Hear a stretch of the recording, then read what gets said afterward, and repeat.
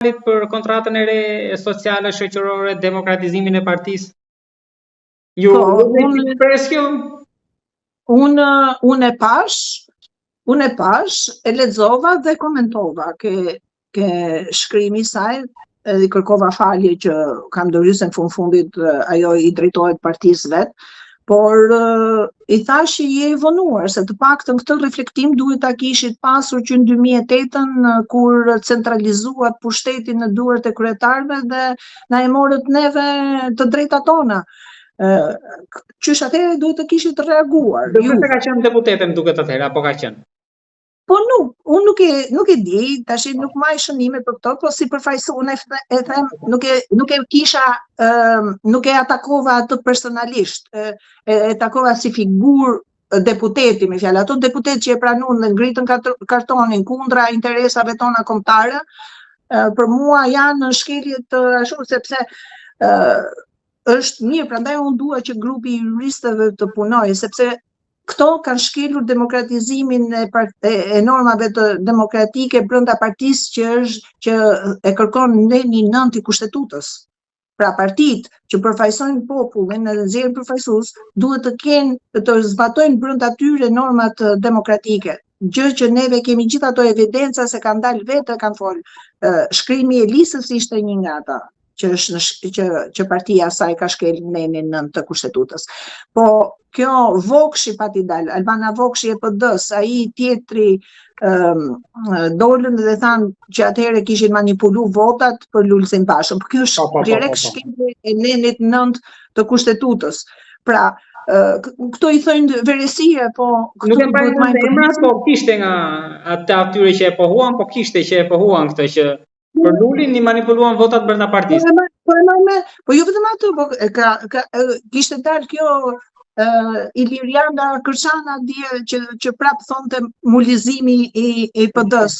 Edhe ajo nuk kishte pas boshtin kurrizor që t'i dilte dhe Berishës, sepse protestuesit kërkojnë Berishën, ai është në krye, po u kap me mulin.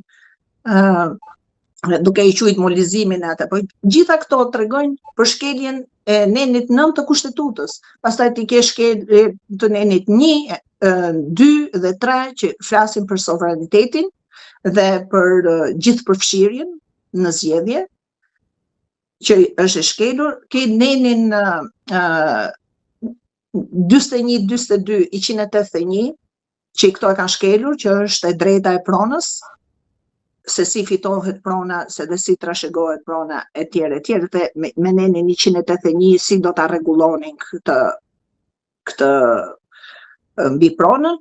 Pra, ti ke, sepse këto bën ligjin 7501, që edhe ajo është në shkeljet kushtetutës. Kështu që, prandaj po them që këtu është unë nuk jam juriste edhe kam evidentuar gjithë ato materiale kur të dy këto parti qeveri, kur kanë qenë në qeveri, kanë shkelur kushtetutën. Mos të përmend ligjet të tjera që i kanë aprovuar vetë, i kanë shkelur vetë, dhe pastaj ose i kanë ndryshuar me një VKM. Si mund të dalë VKM janë kundërshtim me ligjin, për shembull? Janë absurditete që vetëm këtu kanë ndodhur. Apo kur bëjnë akte normative, apo kur bëjnë akte procedurale që kërkojnë dokumentacione që nuk ekzistojnë, për shembull. Ka plot mangësi në qeverisin e këtyre dy partive. Këto kanë dështuar të bëjnë shtetin e së drejtës dhe kjo identikën dhe tani sovrani po e merr të drejtat e veta, po e merr vetë në dorë që të bëj që ta bëj shtetin e së drejtës. Mjafton që nga të gjitha ato që ju përmendet më lart 7501 që sa vrasje ka sjellë në Shqipëri është më shumë se kufta botërore. Ira, të lutem për ta mbyllur, më thoni diçka, keni më ambicien për kryeministër për drejtuar qeverinë, se nga biseda e fundit ka pasur mjaft komente për atë deklaratë tuaja. Po kanë qenë komente pozitive apo negative? Pozitive. Si ke pa? Pozitive. Diqë, unë e para punës tim ke hap një telash të madh mua me grupin iniciator të protestës me titullin që kishe dhënë, që unë gruaja e parë kryeministre e vendit, se unë se thash kurrë atë, ju e thatë ju dhe e vut atë si titull, dhe ato më thanë mua që ke vetë shpallë. Ambicia e qëtronta, apo jo?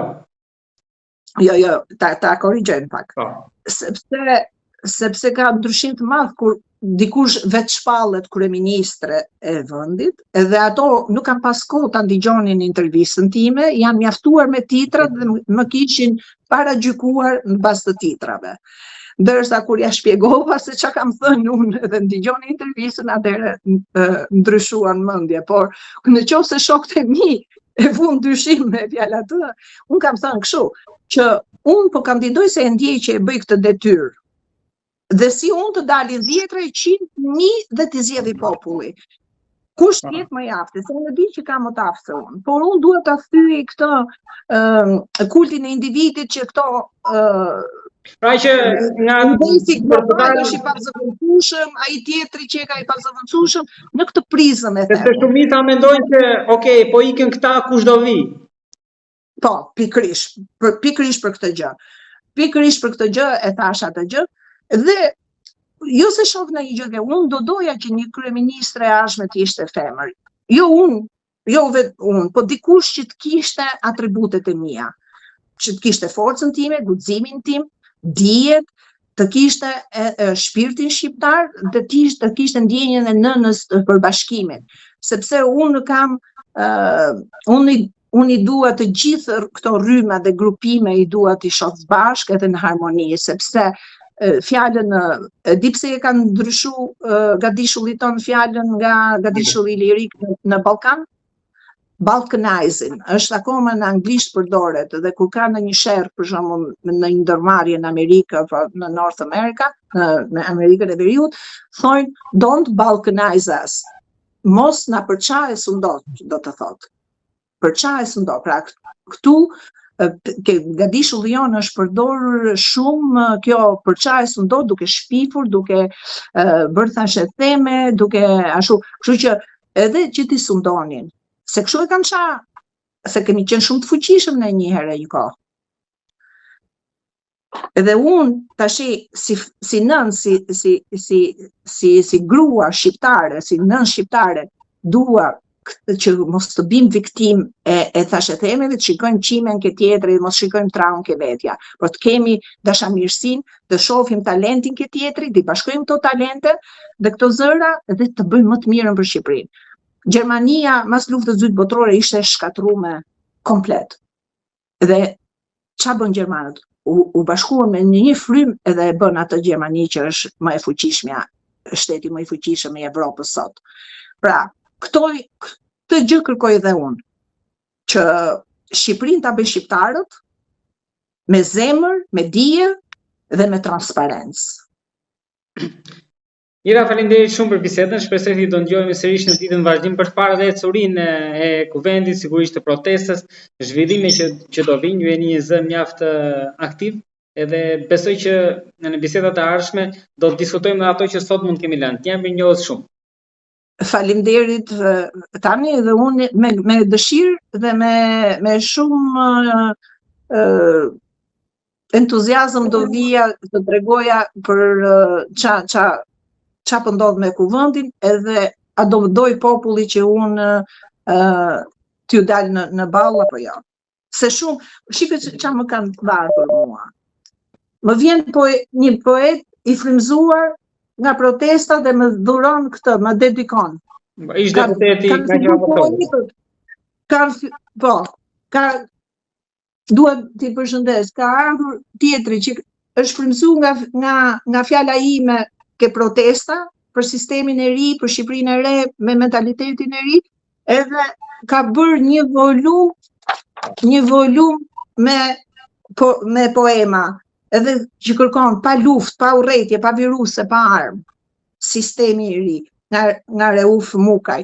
Dhe këto njerëz, unë nuk i njihja përpara, por ato janë frymzuar nga lëvizja, nga protesta, nga qa shkruajnë dhe qa qëndrimesh mbajnë, dhe erdhën të na dhurojnë librat e tyre.